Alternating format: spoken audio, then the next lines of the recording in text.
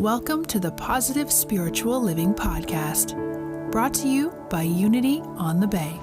This is your positive path for spiritual living.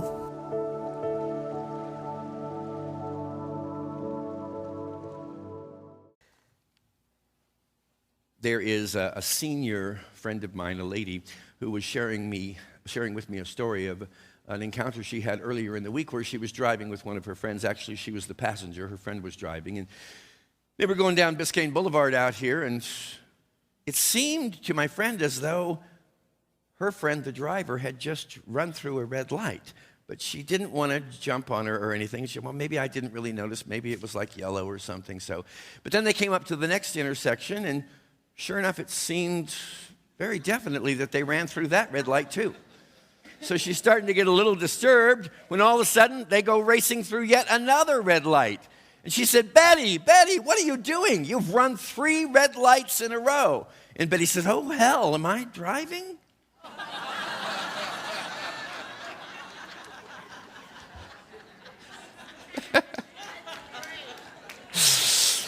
So my question to you this morning is, who's driving this thing? Who's driving your life? Is it you? And if it is, are you even aware of it?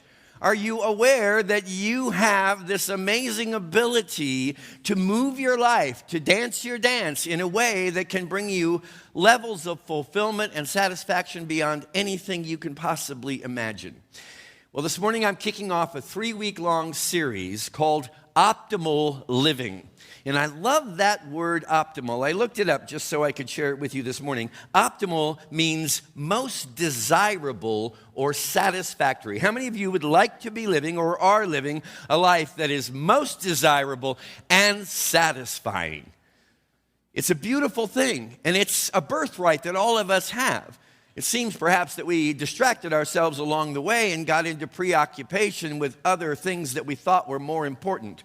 But the reality is, nothing is more important than you're living a life that brings to you a level of satisfaction and fulfillment. And that's not a selfish endeavor, because it is only when you are yourself in that space with your own life that you are able to begin to really bless other people and the planet.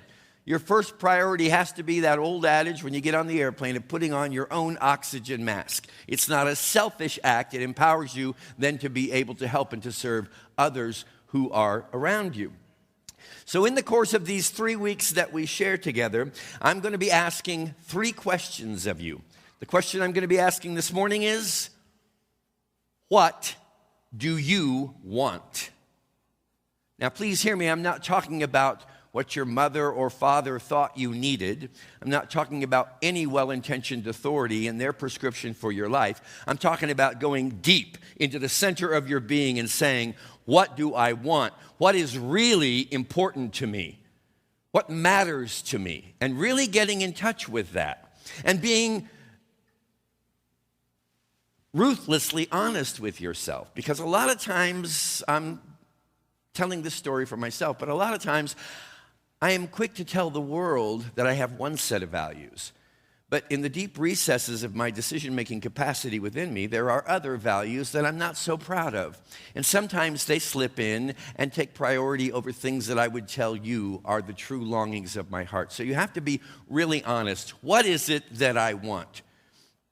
And once you ask that question, then you ask yourself the question, why am I here? That's the question we're going to look at next week. Why am I here? How many of you have ever wondered why you're here? All right. Be here next Sunday. Because I'm going to tell you why you're here, which is actually an important moment for me to insert something here that is very important to me.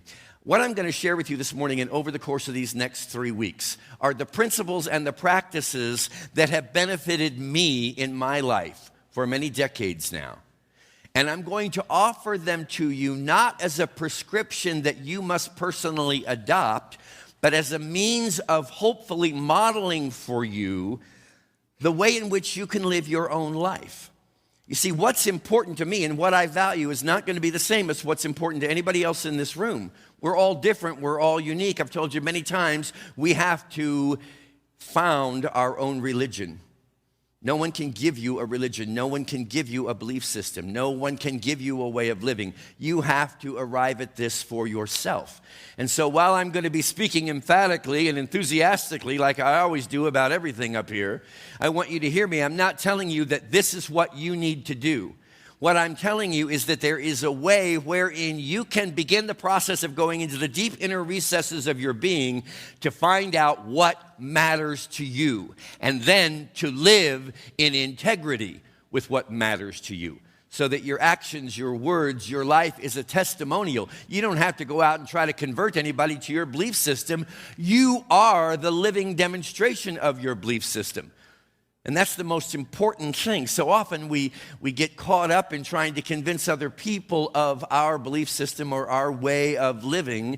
And it's a way of distracting ourselves from the fact that we are not actually living in very good alignment with that which is deepest and truest within ourselves. So we don't want to pay too much attention to what everybody else out here is thinking or doing or believing. We want to pay total attention to what we are thinking and what we are believing and how we are showing up in life. And do our best to ensure that it is in alignment with that which we claim to the world and to ourselves as valuable. And the third question is, how am I doing? And I'm not talking about your mood today. Well, I'm feeling pretty good, or I'm not so hot. I'm talking about, how are you doing? How well are you doing this thing called life, wherein you have a playground set before you? On a good day, it's a playground. Sometimes it's a less desirable location, perhaps. How well are you doing in terms of living in integrity with the demonstration in your daily life of that which you have come to determine is important to you? So we're going to talk about all three of these questions over the course of the next 3 weeks. This morning we start with, what is important to you? And this, I might add, is an ongoing process, because your desires, your value system is in a state of constant evolution. And I'm sure you can join me in recognizing that things that were valuable to you 5, 10, 20 years ago may not be as valuable to you today as they were then, because your values are refining and they are evolving. And so are you. So it's really a good match. What, however, you give your energy and your attention to, and you know this is Basic Unity 101, whatever you're focused on, whatever you're clear about, clarity is very important here. Whatever you're focused and clear about, whatever you're pouring your energy and attention into is going to show up inevitably on the panorama of your life experience from day to day. So it becomes really important to take a close look at what it is that you're energizing, that you're fueling with your thought, with your attention. Dr. John Demartini, who's a friend of ours here at Unity on the Bay, he's spoken here on several occasions, and he wrote a book called The Value Factor. And I love this book because it really emphasizes something that most of us were not taught in our early years of childhood education, and that is the importance of really grasping, gaining clarity around that which we believe is important. He says this, and this is not an easy pill to swallow, so let's just collectively take a deep breath here, can we? Are you ready?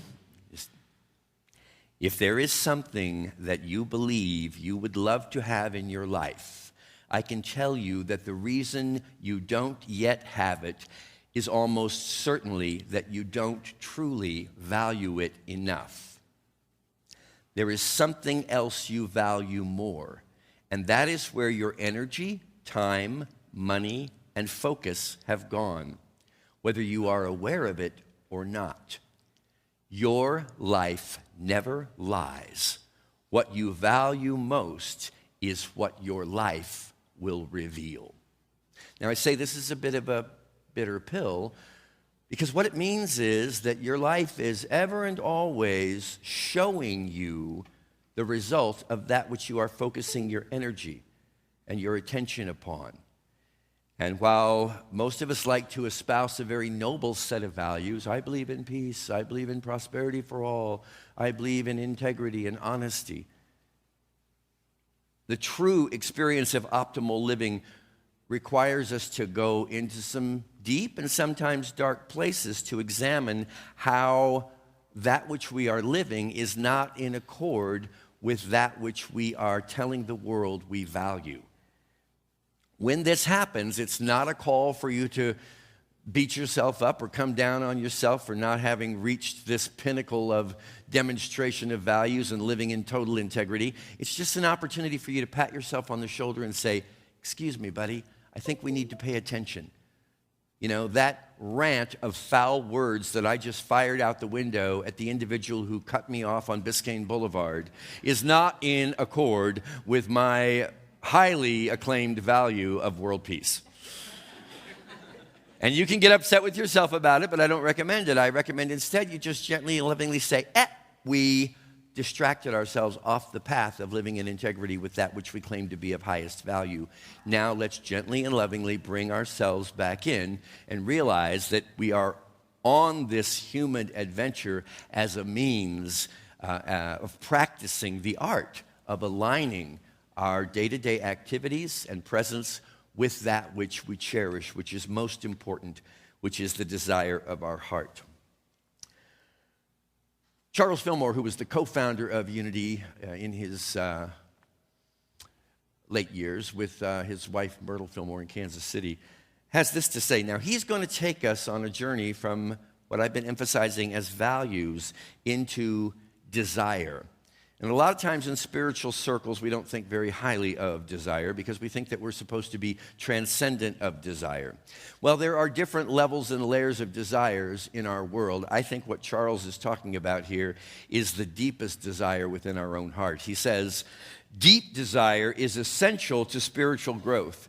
It is desire, earnest, intense desire that draws the whole being up out of mortality and its transient joys into the power to appreciate and receive real spiritual blessings. If we would make ourselves channels through which God can come forth into expression, we must endeavor to raise our thought and feeling to God's level. Now, what this means is from the understanding that our values are always refining and evolving themselves, what today might be a strong desire for a new Mercedes or an oceanfront home is actually a part of a greater and grander desire on a very high cosmic spiritual level. So it's okay for you to continue enthusiastically moving toward the accomplishment of those goals and desires that are very materialistic and very earthly oriented. Nothing wrong with that at all. Just remember that your prize will not be in the new Mercedes or in the new home. Because the day will come where that new car or that new house or that wonderful relationship you've been aspiring toward will ultimately unveil itself as a pathway toward your deepest desire within your heart.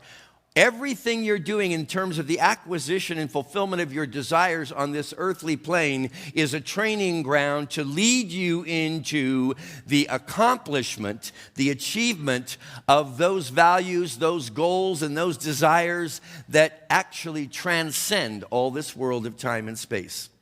So this morning, what I want to share with you, and again, these are my recipes. I want you to find your own. But as a means of demonstrating for you how this can be done, I've come to the realization that the only thing I truly desire is a conscious awareness of the presence and the power of God in all people and all circumstances at all times. To help me in terms of my earthly ambitions, I have framed that in 6 categorizations of divine faculties. And those 6 divine faculties are these: peace, joy, life, love, service, and supply. Let me run over those just briefly. Peace. Now, most of us probably would put on a short-term goal list that we'd like to have a little less stress in our lives, a little less anxiety, a little more calm and peace.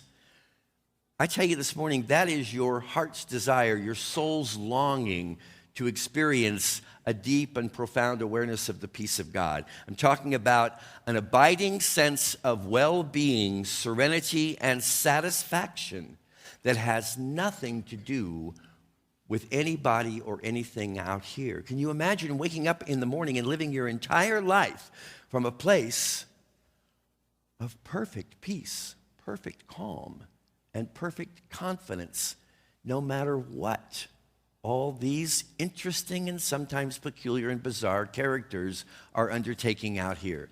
Your peace doesn't come from the conditions of time and space. Your peace comes from knowing who you are. Joy.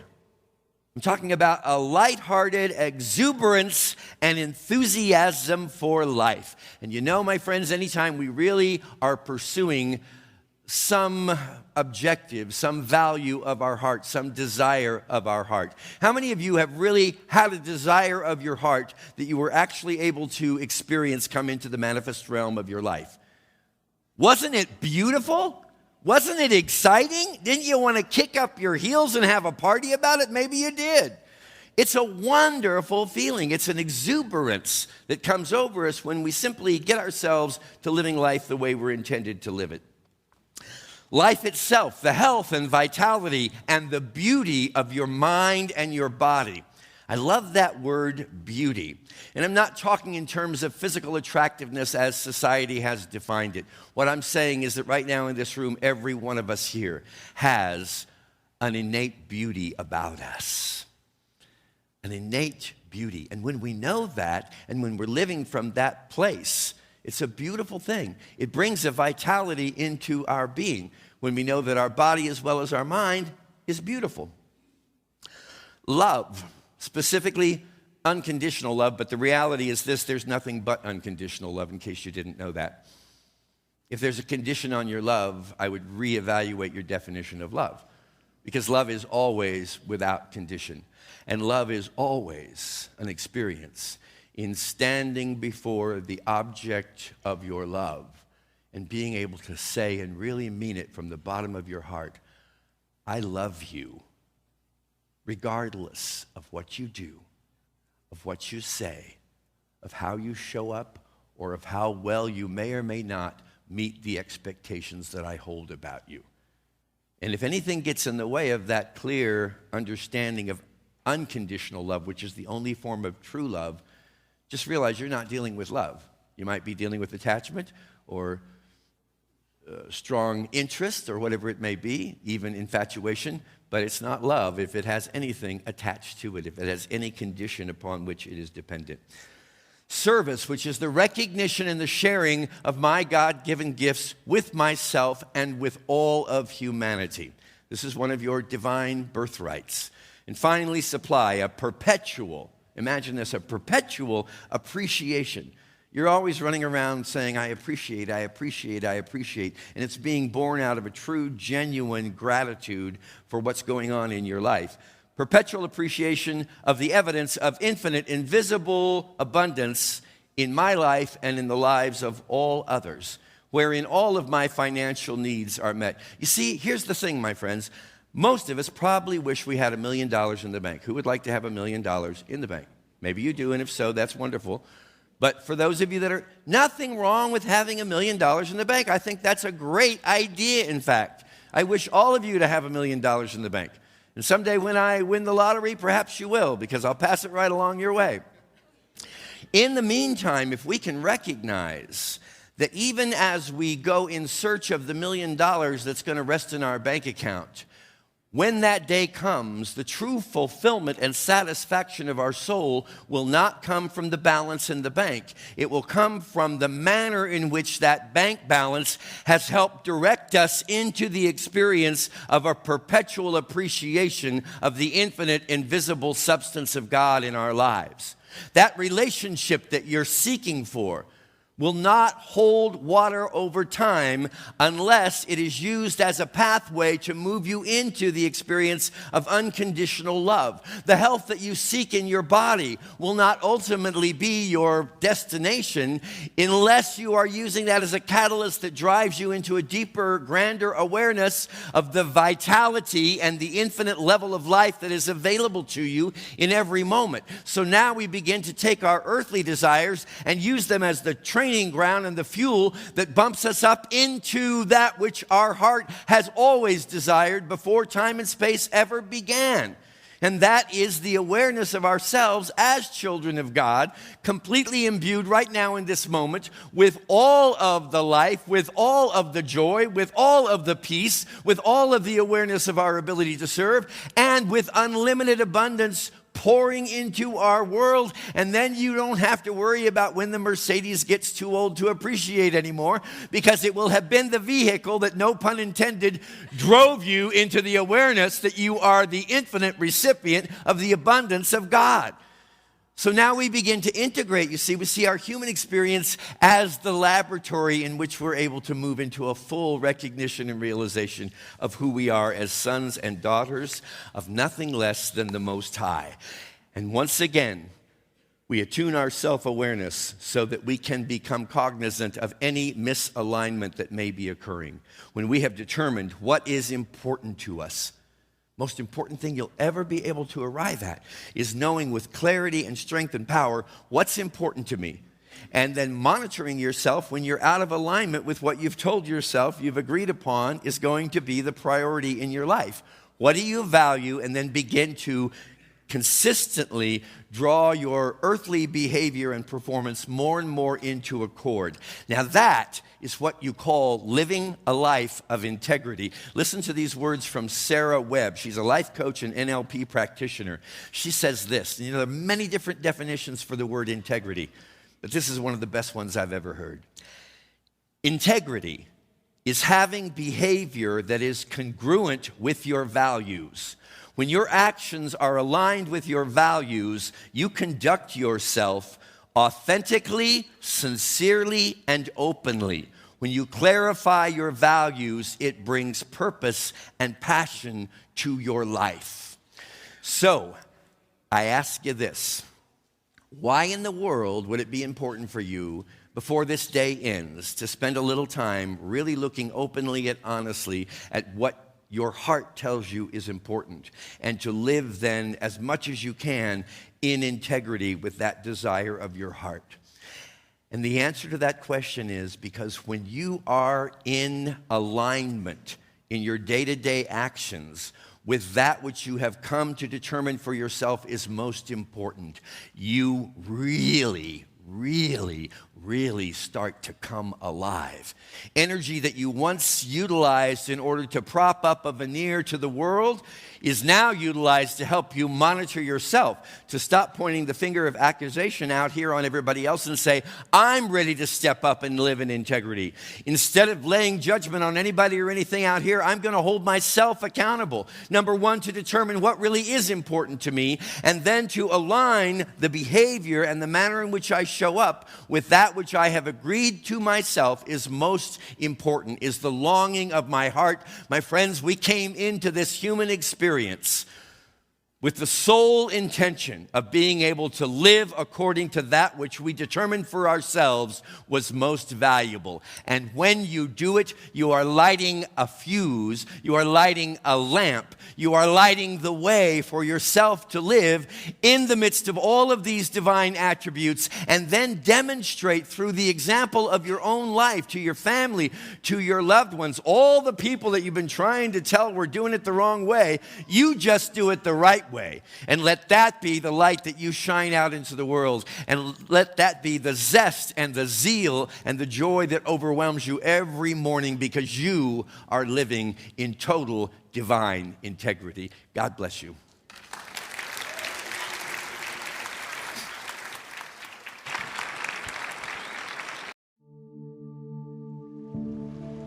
We hope you enjoyed this episode of the Positive Spiritual Living Podcast, brought to you by Unity on the Bay, a spiritual community located in Miami, Florida.